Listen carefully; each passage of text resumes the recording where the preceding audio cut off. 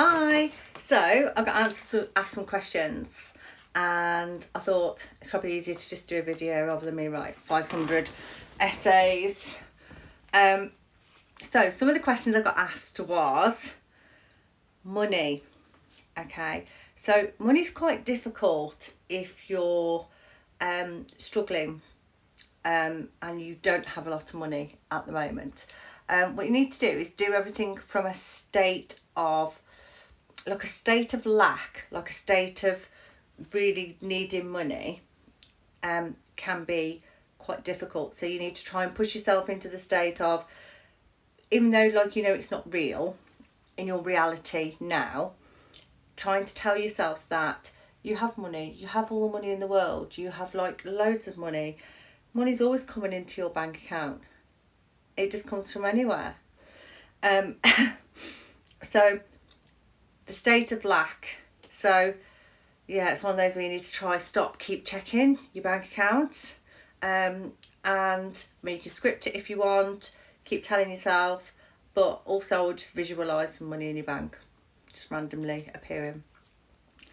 So yeah, affirmations, telling yourself, visualise, and you can script it as well if you want. It's just I personally don't script, so I don't script very much because it's never one that's done particularly well for me. But when I first started, affirmations didn't work for me either. One of my friends would say to me, "I will just affirm it otherwise, Faye, just affirm it differently," and I would go, okay, so I would do that, and it didn't work.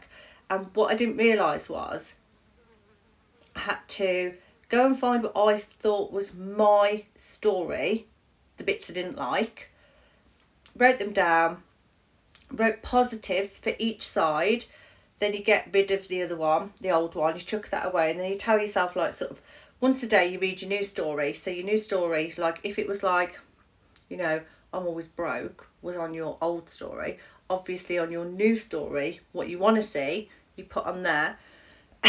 And you keep telling yourself that you have loads of money, you're financially free, you never have to worry about money, you can buy whatever you want. Okay, is it real? Okay, so it's dead simple. You're already bloody doing it, right? So you're already doing it.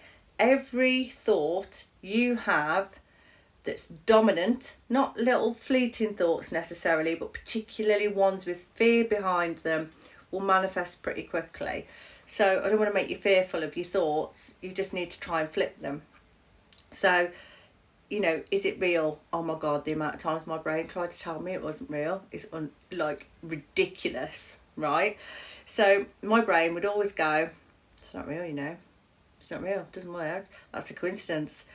It's not a coincidence, right? Because once you start testing yourself, you'll realise that it happens far too frequently for it to be coincidence. Okay.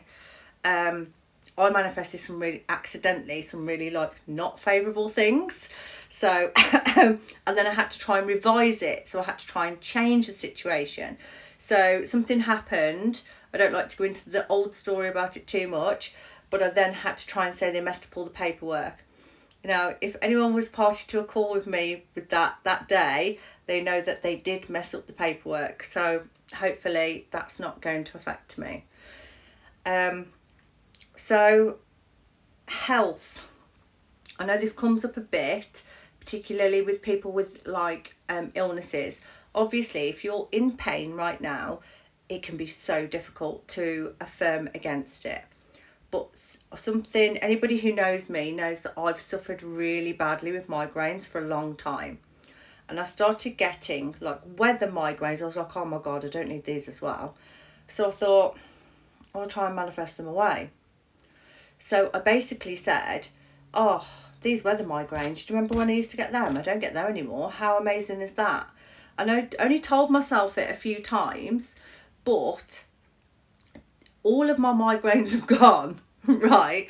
Even I'm shocked about this because I feel like I had quite a big story about having these migraines because I've had them for such a long time.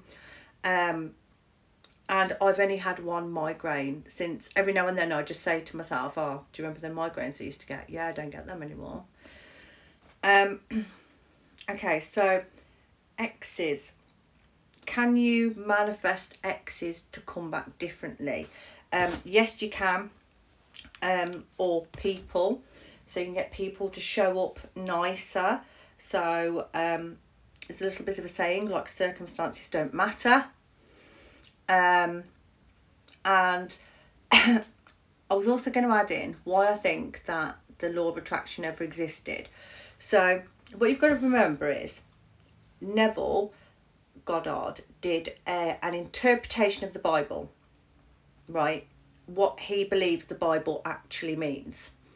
Okay, and it says things like there is no one to change but self. So you change yourself to change them, and they appear differently. But you also affirm that they appear differently. Like, oh, they're always lovely to me. They're always amazing. They always treat me beautifully. Now, this one can be a challenge if you've got like a lot of a story behind a person, or you've got something stuck in your head about them. That one can be difficult. But I would, it depends really on the person and how much of a story it's got to it. But generally, if you say things like, I'm the perfect mom, I'm the perfect friend, I'm the perfect girlfriend or wife or daughter or something like that, then if there's not a huge story behind it, then everybody sort of falls in to that. Law of attraction, what you've got to remember about Neville is Neville had quite good self-concept. So self-concept is what you think of yourself. Okay, so what you believe you are. Okay, if you believe that you're someone who has to work really hard, then you're probably someone who has to work really hard. If you think everything comes to you easily, everything will probably come to you easily.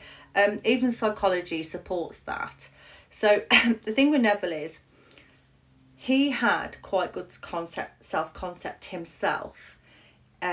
He'd had no particular challenges in his upbringing. He'd never had huge challenges in his life to make him believe differently. So it's basically like a slight misunderstanding, the law of attraction is, of Neville's teachings. So it's this bit of universe. The universe is delivering things to you. Whereas actually, if you look at what he says that it all comes from you. You're basically your own creator. And you'll generally find people who believe that they can do anyway.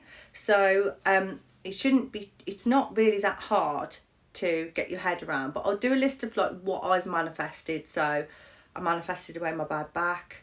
I manifested away my migraines. I manifested lots of different free stuff. I've manifested people to turn up differently and change, and I've manifested messages off people. I've manifested money, cars.